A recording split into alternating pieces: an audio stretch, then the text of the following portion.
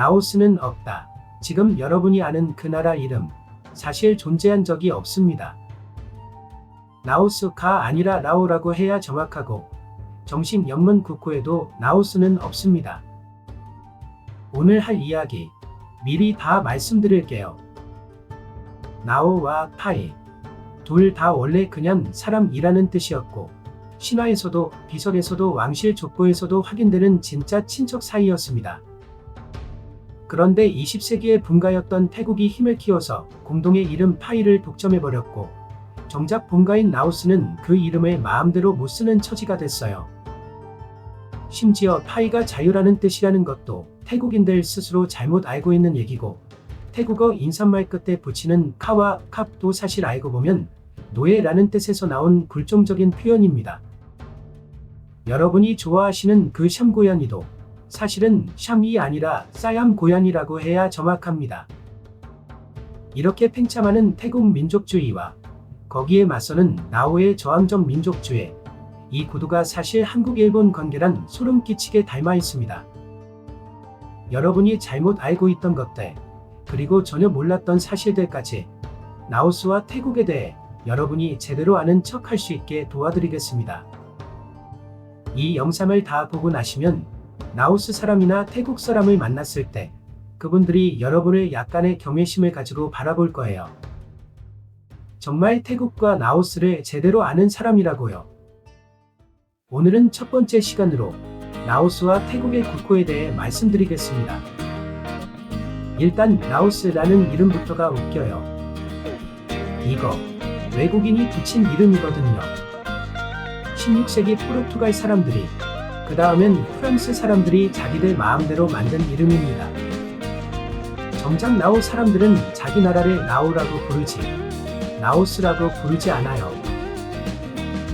나라 이름도 라오, 언어도 라오, 그 사람도 라오, 심지어 술도 라오라오, 비어 라오입니다. 나우스는 그냥 라오의 프랑스어 복수형 스를 붙인 거예요. 그러니까 엄밀히 말하면 나우스라는 나라는 없습니다. 나오라는 나라만 있을 뿐이에요. 실제로 이 나라의 정식 영문 국호에도 나우스는 없습니다. Lao People's Democratic Republic.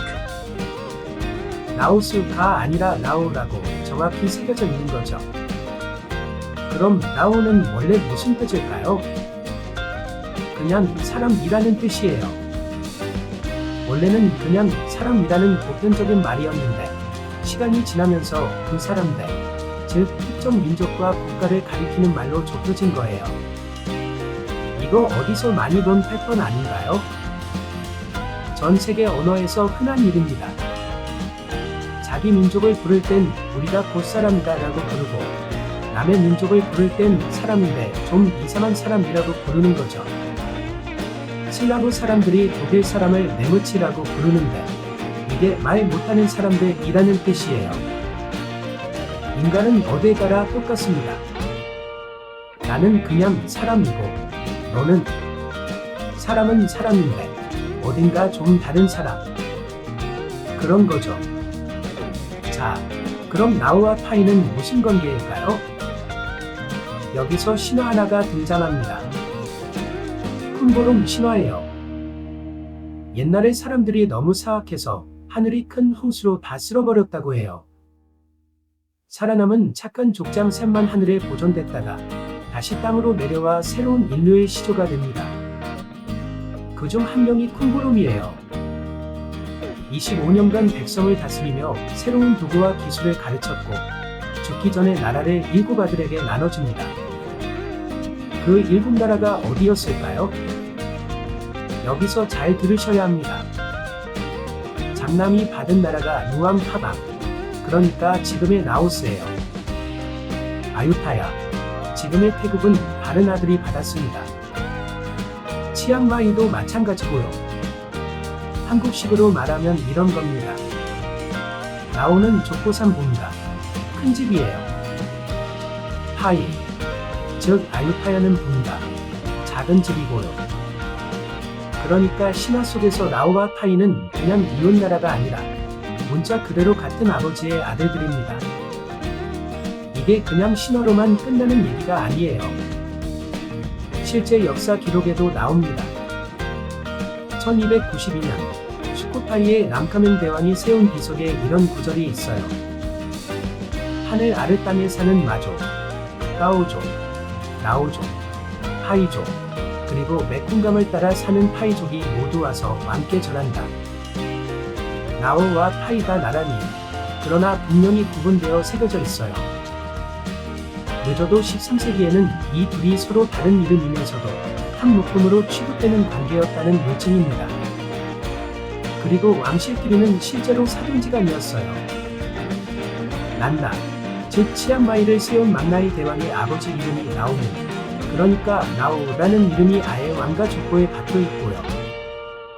난삼, 즉 라오스의 2대 왕 삼센타이는 스스로를 30만 타이의 왕이라 칭했는데 이 사람이 란나 공주랑 결혼해서 낳은 아들이 그 다음 왕이 됩니다.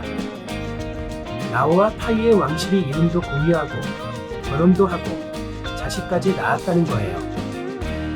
이게 그냥 상징적인 혼인이 아니었던 게 그 아들이 실제로 왕위를 이었다는 건 곧 란상, 즉 나오스와 란나, 즉 치앙마이가 한 핏줄, 한 왕가로 합쳐질 뻔했다는 뜻이거든요.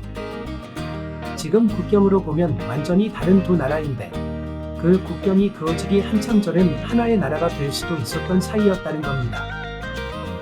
이 신화에는 좀 어두운 부분도 있습니다. 쿤보롬 신화의 다른 버전을 보면 두 개의 큰 조롱박에서 사람들이 나오는 참새 이야기가 나와요. 뜨거운 꼬챙이로 뚫은 구멍에서 나온 사람들은 그을려서 피부가 어두워졌고 이들이 카가 됩니다.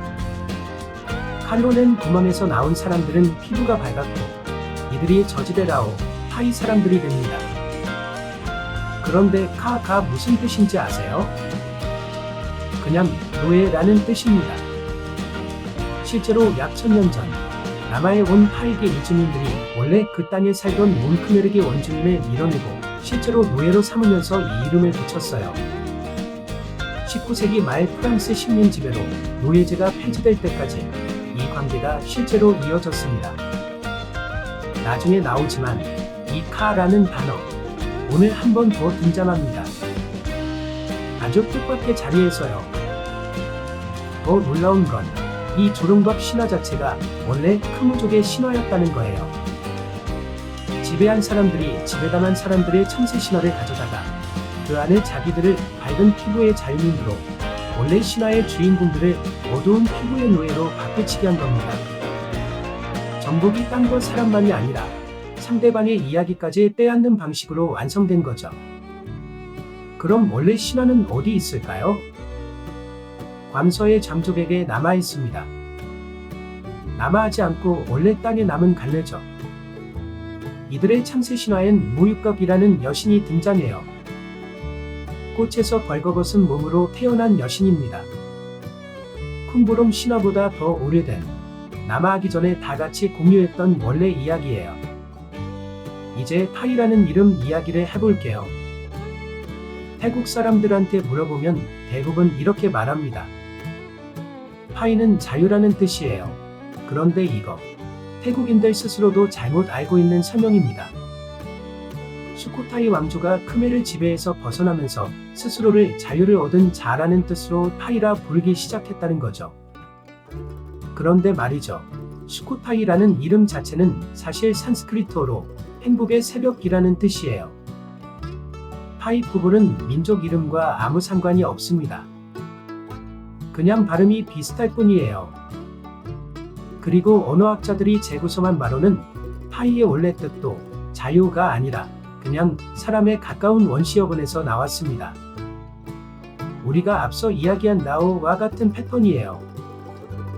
정리하면 이렇습니다.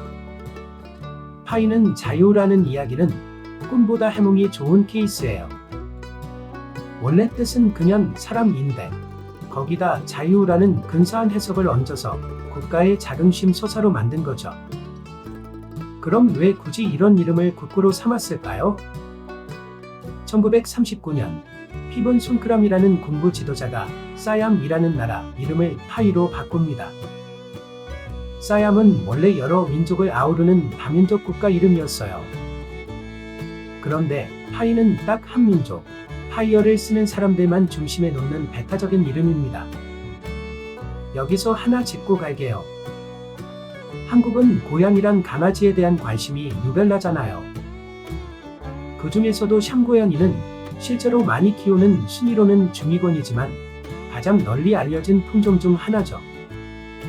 그런데 한국에서는 이 나라를 흔히 시암이나 샴이라고 부르는데 정확한 발음은 사얌에 훨씬 가깝습니다. 그 샴도 사실 이 나라 이름에서 온 건데 정확히 부르려면 사얌 고양이라고 해야 맞습니다. 이건 그냥 이름 바꾸기가 아니었어요. 당시 태국은 범파이주의라는 걸 밀어붙이고 있었습니다. 태국뿐 아니라 라오스, 버마의 샨주까지 파이어를 쓰는 모든 민족을 하나의 타이 인종으로 묶어서 큰 나라를 만들겠다는 이념이었어요. 실제로 2차 대전 중에는 일본에 편승해서 프랑스형 인도차이나 일부와 버마, 샨주를 점령하기도 했습니다. 이게 그냥 즉흥적인 욕심이 아니었어요. 당시는 서구 열강이 아시아를 통째로 집어삼키던 서세동점의 시대였습니다.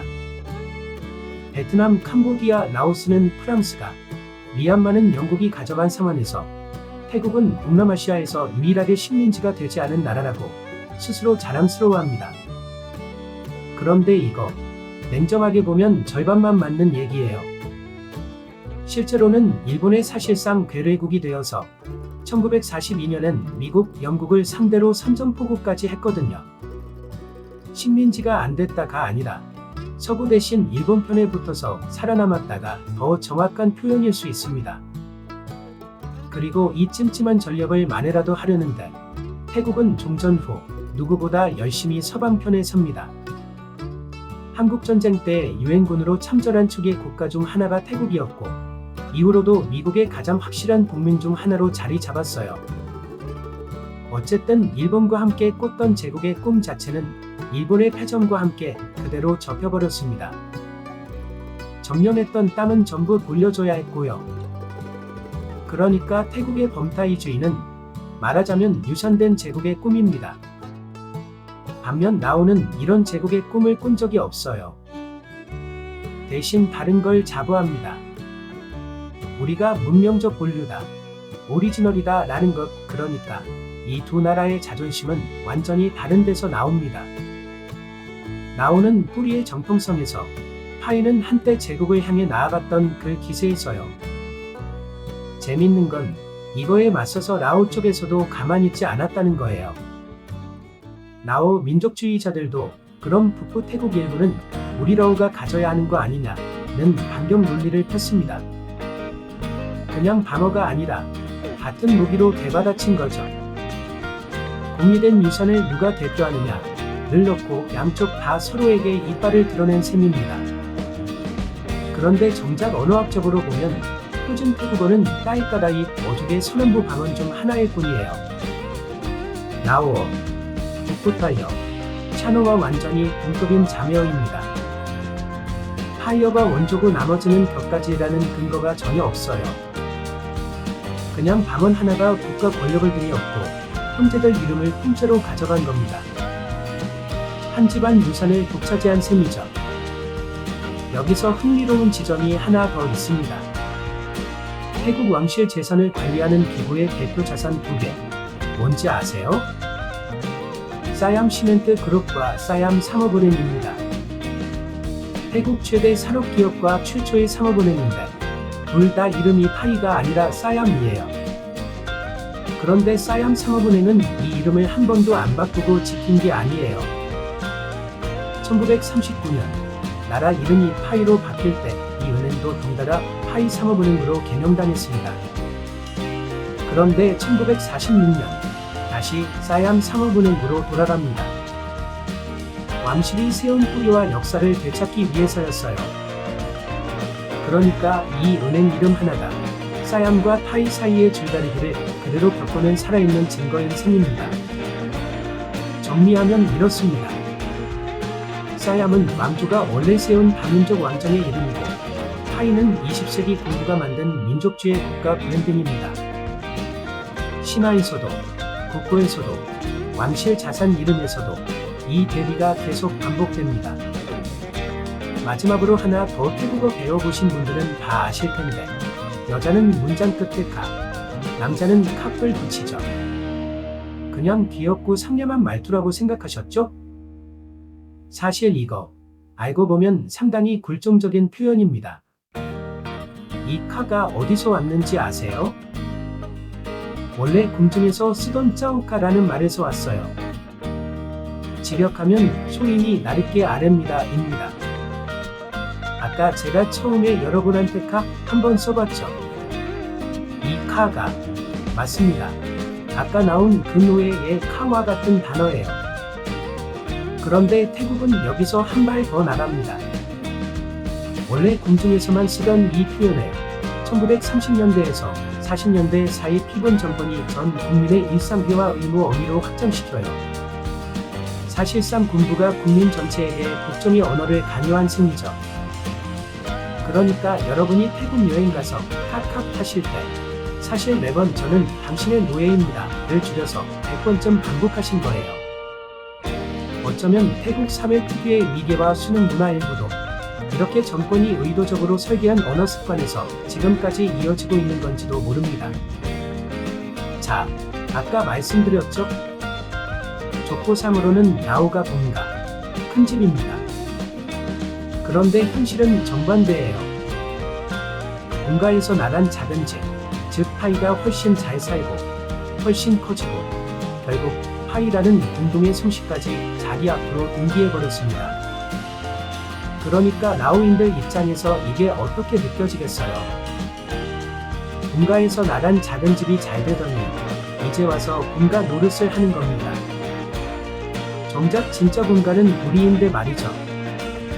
그래서 나우 쪽에서는 지금도 원래 오리지널은 우리가 라는 의식이 강합니다.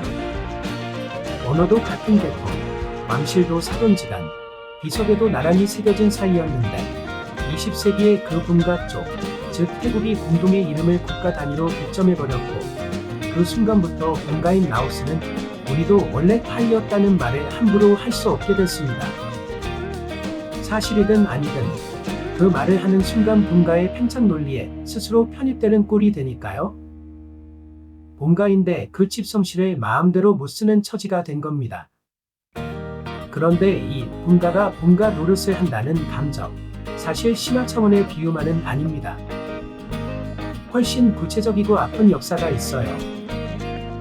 1827년 미암짠의 왕 아누부미 사얌, 즉 태국에 맞서 군사를 일으켰다가 대패합니다. 그 결과 사얌 군대는 미암짠을 완전히 폐허로 만들고 그 지역 나우인들을 대거 메큰간 서쪽, 지금의 태국 땅으로 끌고 가버려요. 그게 지금의 이산 지역입니다. 그러니까 지금 태국 땅 안에 원래 본가 소속이었던 사람들이 통째로 옮겨와 살고 있는 셈이에요. 실제로 지금 태국에 사는 나우의 인구가 라오스 본토 인구보다 많습니다. 그리고 이 관계를 나우 사람들, 태국 사람들 스스로 뭐라고 부르는지 아세요? 피농입니다. 그냥 친척이라는 말이에요.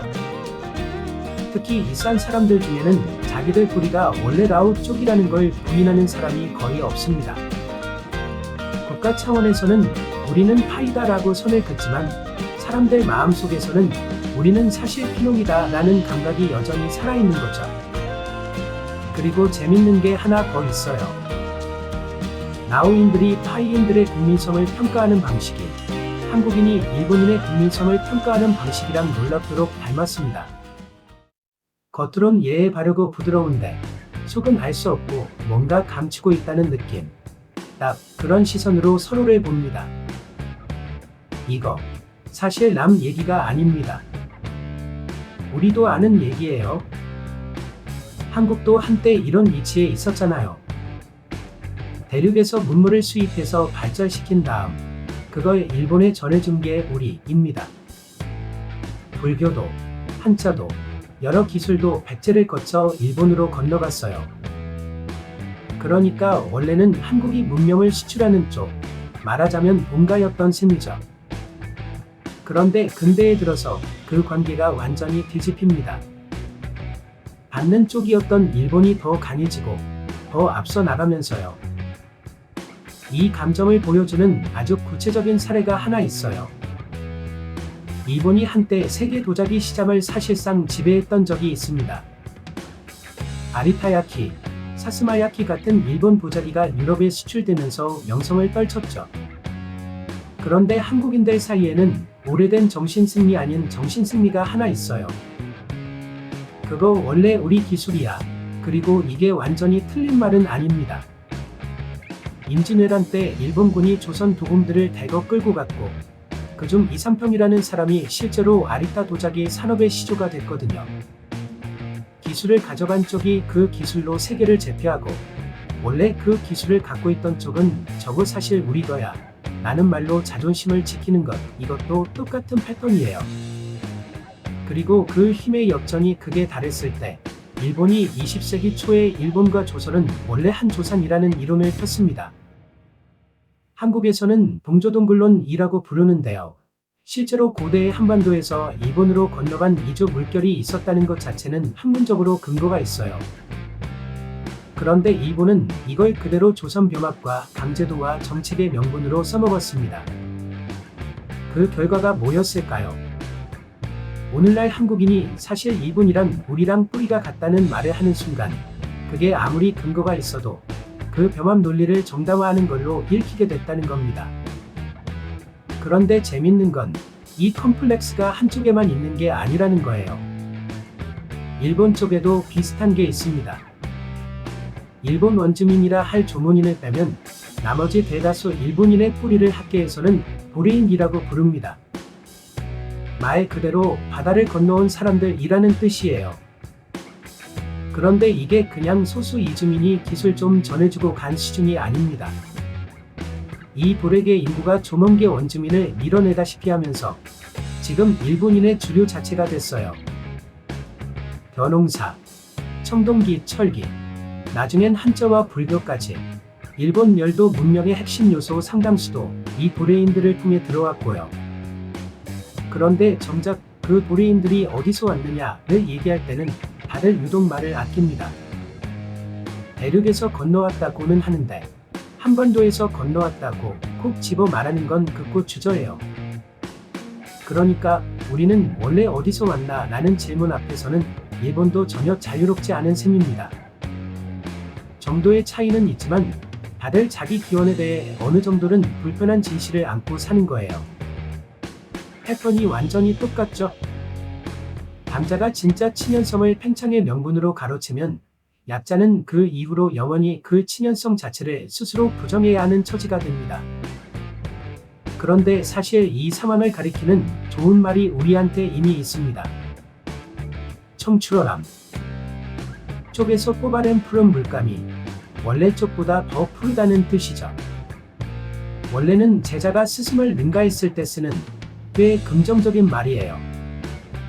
사야미 날산보다 커진 것도, 일본 도자기가 조선 도자기보다 유명해진 것도, 근데 일본이 조선보다 앞서간 것도 사실 다 이 구조입니다. 문제는 이게 그냥 제자가 잘 컸다로 끝나지 않고 그 성장이 본가와 스승 쪽의 이름과 정체성 자체를 지우는 방식으로 갔다는 거예요. 청출어람은 원래 좋은 말인데 여기선 그 파란색이 원래 쪽빛이 있었다는 사실 자체를 부정하는 데까지 나간 셈이죠. 그런데 재밌는 건 이 금기가 영원하지는 않다는 거예요. 요즘 한국인들 중에 일본과의 공통조상 이야기에 옛날처럼 펄쩍 뛰며 반발하는 사람 많이 줄었죠. 한국이 일본에 대해 갖고 있던 컴플렉스가 옅어지면서 그 오래된 내관도 함께 옅어진 겁니다. 어쩌면 라오스와 태국의 국력 격차가 좁혀지는 언젠가는 우리도 원래 타이였다는 말도 지금처럼 위험하게 들리지 않는 날이 올지도 모르겠습니다. 정리해볼까요? 라오스는 외국인이 붙인 허구의 이름이고 진짜 이름 라오는 그냥 사람이라는 뜻이었습니다. 파이도 원래는 자유가 아니라 사람이란 뜻이었는데 후대에 좋은 해몽이 붙었고 그 이름 자체를 20세기의 한 나라가 독점했습니다. 그리고 라오와 타이는 신화에서도 비석에서도 왕실 족보에서도 원래 한 아버지의 아들, 형제였습니다. 꼭 이 모든 이야기가 가리키는 건 하나입니다. 지금 우리가 당연하게 여기는 국경과 국호들이 원래는 그렇게 딱 나뉘어 있지 않았다는 것, 여러 민족이 공유했던 이름과 이야기를 근대 국가들이 각자 자기 것으로 끌어다 쓴 것뿐이라는 것. 그래서 오늘 제목이 라오스는 없다입니다.